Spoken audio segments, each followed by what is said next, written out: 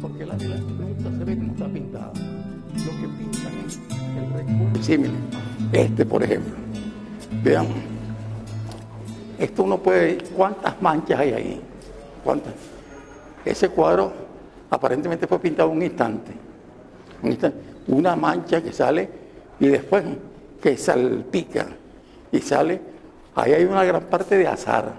Ponen un pincel grande con las cerdas, los pelos del pincel muy blandos. Lo llenan de pintura. El pincel no va a pintar nada. Regara la pintura. Y la pintura entra sola, en una sola mancha salpicada. Y después un toquecito y otro y ya está. La pintura fue hecha en un instante. Esta pintura tiene algo de eso. La mancha del agua, algunas cosas más. Y da la síntesis que no habían logrado hacerla sino los más grandes maestros de China. Pero para hacerla en ese instante pasaron como 80 años de aprendizaje hasta por fin lograron liberarse hasta hacer un solo instante. Que es repentino, como de un ímpetu así. Entonces es la obra desatada.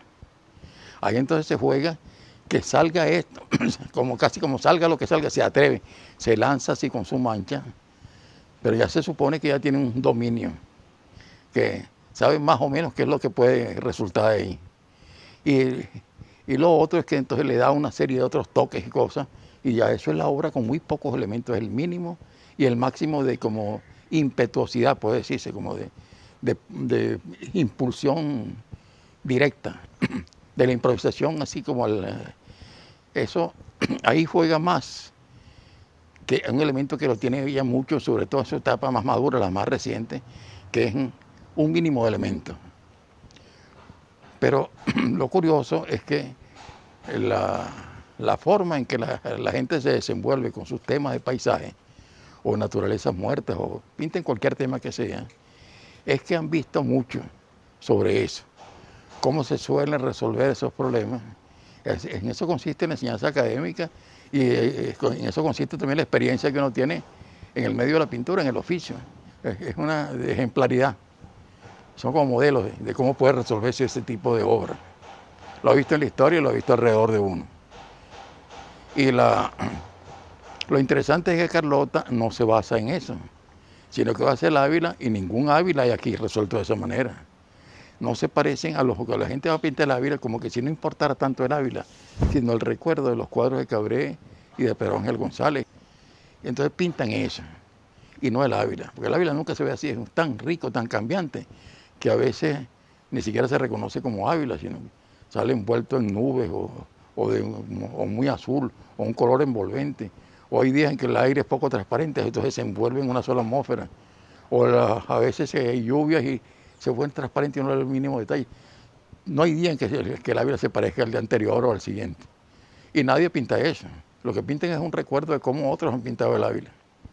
Ella entonces no se basa en ese camino de los modelos ya hechos, los modelos consagrados, sino que se pone a pintar el Ávila varias veces, cada uno buscando una técnica, cómo da una impresión de cerro con un semibosque tropical, húmedo, que algunas zonas son casi como de selva, sierra, una cordillera, pero de bosque, casi de bosque. ¿Cómo los pinta? Entonces los pinta a través de una serie de manchitas que van llenando todos lados, y después sobre un fondo, o combina unas cosas azulosas y verdes, entonces ve cómo va buscando una sensación de cerro de un tipo que después se va convirtiendo de otra manera. Entonces, cada vez realiza técnicas que la técnica se va inventando a medida que la va realizando en el cuadro y se modifica y así va cogiendo, ya no volviéndose Ávila y volviéndose una pintura, sino también un procedimiento, una técnica que se va inventando como sola mientras lo va realizando. Es lo interesante de la pintura como un proceso que se da en su propia realización.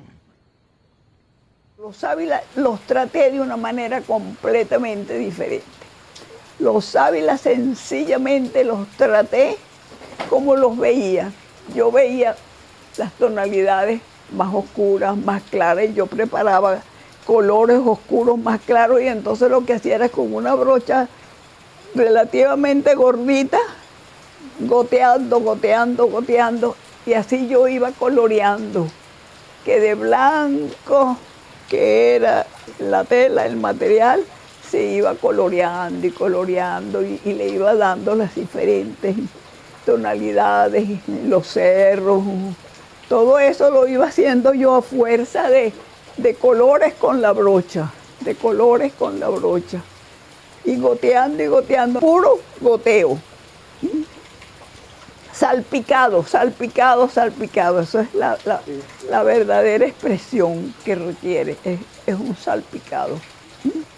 Y lo iba graduando donde más necesitaba un color u otro, iba graduando, iba sintiendo que el cerro iba y que la luz se aparecía en los cerros arriba y que yo veía más oscuro.